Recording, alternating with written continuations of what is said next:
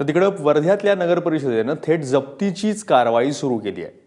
पालिकेचा कर न भरणाऱ्या नोटिसा पाठवूनही काहीही हालचाल न केल्यानं आता नगर परिषदेनं थेट जप्तीची मोहीम सुरू केली आहे। करबुडव्यांचं घर आणि कार्यालयासमोर बँड वाजवून त्यांच्या करचुकवेगिरीचा निषेध केला जातोय। तसंच अनेकांना या बँडबाजा मोहिमेची धास्ती घेतल्यानं जप्तीची नामुष्की टाळण्यासाठी अनेक वर्षांची कराची थकीत रक्कम सुद्धा लगेचच जाऊन भरली आहे। मालमत्ता कर आणि भाडेपट्टी कर थकबाकीदारांकडून कर वसूल आम्ही करत आहोत। यामध्ये विविध पर्याय अवलंबण्याचं कारण हे की वर्षभर आपण बऱ्याच थकबाकीदारांना कर भरण्यासाठी संधी दिलेली असते। कोणतीही जप्ती किंवा या करण्या अगोदर त्यांना आपण एक इंटिमेशन देण्याच्या हेतूने बराच कालावधीपासून ज्यांचे पेंडिंग आहेत थकबाकी त्यांना आपण या बँडबाजा असेल किंवा इतर सूचनांद्वारे त्यांना इंटिमेशन देत असतो।